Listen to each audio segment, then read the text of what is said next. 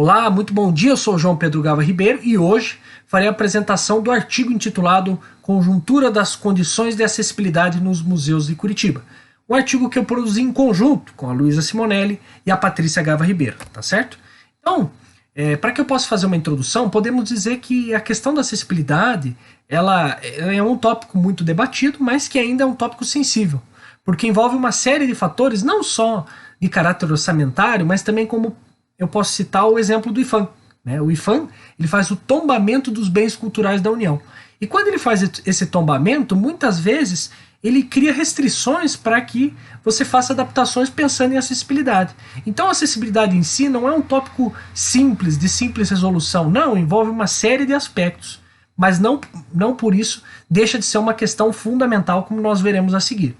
Quanto ao projeto em questão, nós tentamos conhecer qual que seria a situação dos museus em relação à acessibilidade, no caso, os museus de Curitiba. E para isso, nós tivemos duas etapas. Primeiro, nós fizemos uma pesquisa bibliográfica, em que nós vimos questões como legislação, políticas públicas, desenho universal e até um panorama da deficiência no Brasil.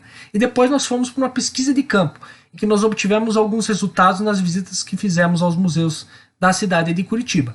E essa pesquisa, cabe mencionar, ela está vinculada a um projeto de lei que tramita hoje na Câmara Municipal de Curitiba e que visa a colocação de cadeiras de roda motorizadas nas áreas culturais da cidade. Né? Então é um projeto, o nosso projeto está diretamente vinculado à justificativa desse projeto de lei. Quanto aos objetivos, o objetivo geral ele seria então analisar essa condição de acessibilidade, essa conjuntura da acessibilidade nos museus de Curitiba, fazendo uso de uma pesquisa de campo, e aí nós analisamos dois aspectos. Né? Nós vimos como que eram os assentos desses museus, então qual que é a qualidade desses assentos, eles têm ou não encosto, têm ou não apoio de mão, quantos assentos eu tenho nas exposições, e segundo, nós vimos o acesso de fato aos museus, né? Se tem rampa de acesso, se tem elevador, então essas foram as duas principais questões analisadas. Então eu posso dizer que, de certa forma, o público-alvo, né, digamos, né, que nós quisemos atender, nesse caso, foi analisar a questão da acessibilidade, mas voltada para a deficiência motora, né, nesse caso. Quanto aos objetivos específicos, eles estão estritamente relacionados com a revisão bibliográfica. Então nós tentamos entender, por exemplo, qual que é a situação da pessoa com deficiência no Brasil, nós queríamos analisar como que se dá a relação entre design universal e acessibilidade, ver também como que ocorreu a evolução das normas direcionadas às pessoas com deficiência. Então foram uma série de questões que nós acabamos analisando. Com relação à metodologia, na pesquisa de campo, posso dizer que ela foi exploratória, então nós não tínhamos muito bem a noção de qual que seria o espaço que nós íamos encontrar lá, mas ela foi sistemática. Por quê? Porque nós já sabíamos de antemão quais fatores seriam analisados. A observação foi direta, o próprio pesquisador foi lá e fez as suas análises, as suas pontuações, e não participante porque o pesquisador não teve interferência no fenômeno estudado. Quanto ao referencial teórico, temos uma pesquisa exploratória, ou seja, a ideia era aproximar os pesquisadores desses assuntos, não só aproximar, mas assim, de fato ela é exploratória porque nós não sabíamos qual seria a progressão, quais seriam os tópicos que seriam estudados, assim, de início a gente não sabia. E bibliográfica, posso dizer então que foi uma pesquisa bibliográfica porque nós analisamos materiais que já passaram pelo meio científico, então artigos, livros e até a parte da legislação, posso dizer então por isso que é uma pesquisa bibliográfica e não uma pesquisa documental. Né? Então por isso nós fizemos, essas foram as duas metodologias utilizadas, pesquisa de campo e o referencial teórico, né? Que foi feito na forma de uma revisão bibliográfica. Bom, sobre a revisão, vamos supor que o Brasil fosse composto por 100 pessoas, né? 19 teriam deficiência visual, 7 teriam deficiência motora, 5 deficiência auditiva e 1 teria deficiência mental e intelectual. Então, conforme a Comissão Nacional de Classificação do IBGE, se eu tivesse 100 pessoas no Brasil, né, em torno de 25% dessas 100 pessoas, né, 25% da nossa população, nós podemos dizer, algo em torno de 45 milhões, então são pessoas com algum tipo de deficiência. Então veja que é um número, um contingente populacional muito grande. Exatamente por isso, eu posso dizer que a questão da acessibilidade é fundamental, porque a pessoa com deficiência, ela não é só ela não é uma minoria no sentido quantitativo, ela é uma minoria qualitativa, mesmo representando uma fatia populacional gigantesca. E se nós considerarmos ainda as pessoas com mobilidade reduzida, né, idosos, gestantes, pessoas com criança de colo, obesos, esse número vai saltar exponencialmente. Então é exatamente por isso que a acessibilidade é uma questão tão importante, né? Bom, na revisão bibliográfica nós vimos também algumas questões como a ideia de design universal. E nesse conceito de design universal, ele vai me orientar como que eu tenho que projetar, como que eu tenho que desenvolver meu produto ou um determinado espaço para que ele seja acessível a todos. Essa é a ideia do design universal. Ele tem alguns princípios, por exemplo, a equidade. Então, eu tenho que planejar o meu espaço ou o meu produto para que qualquer pessoa possa utilizar, independente de suas características. E ele tem que ser flexível para que eu possa fazer determinadas adaptações, dependendo da condição da pessoa, né? Aliás, ele tem que ser, então, intuitivo. O uso dele tem que ser intuitivo. Então, a pessoa tem que entender facilmente como que ocorre a utilização. E as informações que vêm junto a ele, seja produto ou espaço, devem ser de fácil percepção. Aqui a ideia, por exemplo, da sinalização de segurança. Eu tenho que ter uma sinalização de segurança que seja diferenciada para pessoas com certas deficiências, né? Para que elas possam facilmente perceber essas informações. Tem que ter tolerância ao erro. Então, o meu produto, o risco de um erro do usuário tem que ser o menor possível, né? Tenho que também usar a ideia de menor esforço possível. Então, por exemplo, as portas automáticas, ou quando a gente trabalha com uma porta que tem um sistema de alavanca, a minha ideia é exatamente essa, é reduzir o esforço do usuário. Então, uma pessoa com uma deficiência motora vai ter muito mais facilidade para poder entrar nesse espaço, abrir essa porta, né? E a questão da abrangência é eu dimensionar meu espaço pensando em pessoas com vários portes físicos e várias condições, né? Então, como que eu vou pensar na questão ergonômica? Qual que tem que ser a dimensão do meu espaço para que qualquer pessoa possa utilizar, consiga ter o alcance dos objetos, fazer a manipulação. Então, tudo isso é a abrangência que trata. O melhor exemplo que eu vejo disso é, por exemplo, as vagas para pessoa com deficiência, que já são vagas que são um pouco maiores, exatamente porque a pessoa vai precisar abrir mais a porta do carro, vai ter que ter um maior espaço para poder para poder entrar e sair do veículo. Então, por isso, acho que o melhor exemplo da abrangência é mesmo as vagas para pessoa com deficiência, né? No caso, acho que o exemplo que normalmente vem à cabeça é a ideia do cadeirante, né? Então, geralmente, esse tipo de vaga traz essa ideia de abrangência.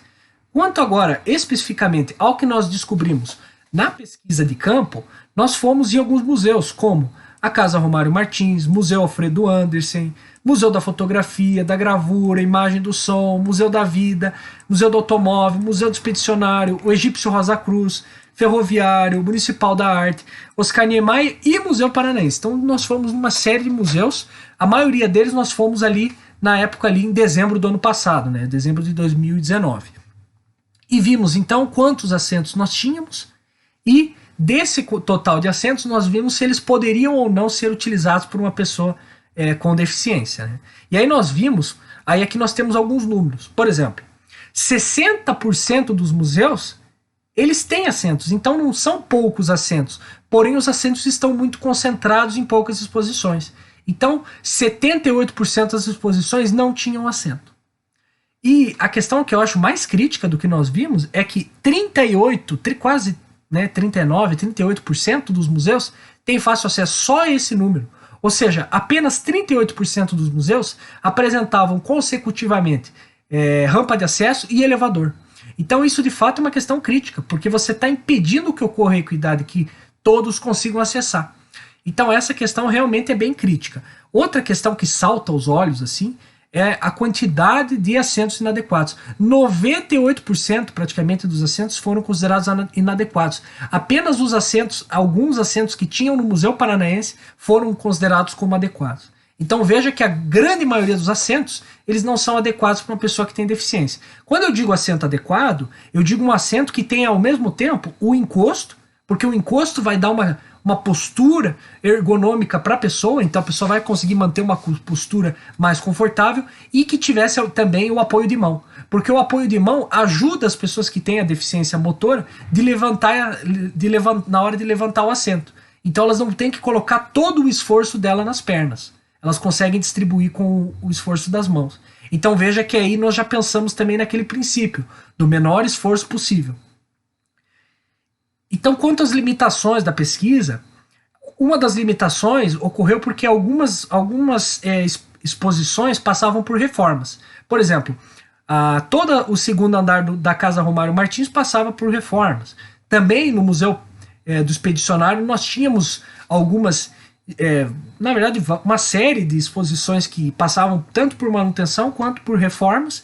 E tínhamos também lá no Museu da Gravura, se não me engano, lá no último andar, algumas exposições também passavam por reformas. Então veja que nessas exposições nós não temos então o panorama, porque nós não pudemos acessar para ver qual que era a condição dos assentos por lá. Aliás, outra limitação é que nós consideramos apenas os assentos internos das exposições. Então, tanto no Museu da Gravura quanto da Fotografia, nós não consideramos aqueles assentos que estavam fora das exposições, fora do museu, né? Só os que estavam dentro das exposições. E por fim, a análise do Museu Scanimeyer, ela pode ter algumas inadequações, porque nós, quando fizemos a visita, só nos foi permitido levar a câmera para tirar as fotos, então nós não pudemos fazer algumas anotações. Então pode acontecer que o valor que foi contabilizado seja de fato muito maior, né? Mas essas então foram as limitações dessa pesquisa. Bom, o que nós podemos concluir com tudo isso? Primeiro, que a acessibilidade é uma questão fundamental, ainda mais quando a gente considera que 25% da nossa população é composta por pessoas com deficiência. E vemos também que a ideia é que nós queremos que todos sejam tratados iguais, só que a pessoa com deficiência, a isonomia jurídica não é suficiente. Eu preciso de equidade. O que consiste em equidade? Eu preciso dar um tratamento especial para essas pessoas, para que elas possam transpor as suas deficiências e possam, então, acessar os direitos que nós temos maior facilidade de conseguir. Quanto à pesquisa de campo, ela indicou que é muito raro existirem assentos nas exposições, porque quando eles aparecem, eles estão muito concentrados. E quando eles estão presentes, eles são geralmente inadequados. Na grande maioria, eles são inadequados. Se não, praticamente todos são inadequados, né? E a hipótese de que a acessibilidade não é atendida dos museus foi comprovada. Então, quando nós pensamos lá no início, nós fizemos essa pesquisa com a hipótese de que a acessibilidade não era ideal nos museus, e acabamos ratificando essa hipótese.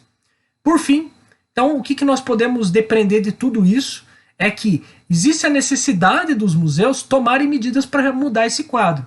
Então, eles precisam se preocupar com a questão da acessibilidade, pensando, será que aquela pessoa vai conseguir, a pessoa com deficiência motora vai conseguir chegar aqui? Então, ter uma rampa de acesso, ter um elevador, ter pessoal que conheça das deficiências, né, pessoas para esse atendimento, não só isso, mas também ter os assentos adequados, pensar na distribuição, porque muitos deles estavam concentrados, então pensar em distribuir melhor os assentos, pensar também na qualidade do assento, se o assento tem ou não encosto, tem ou não apoio de mão. Então todas essas questões são questões importantes quando nós pensamos na acessibilidade aos bens culturais.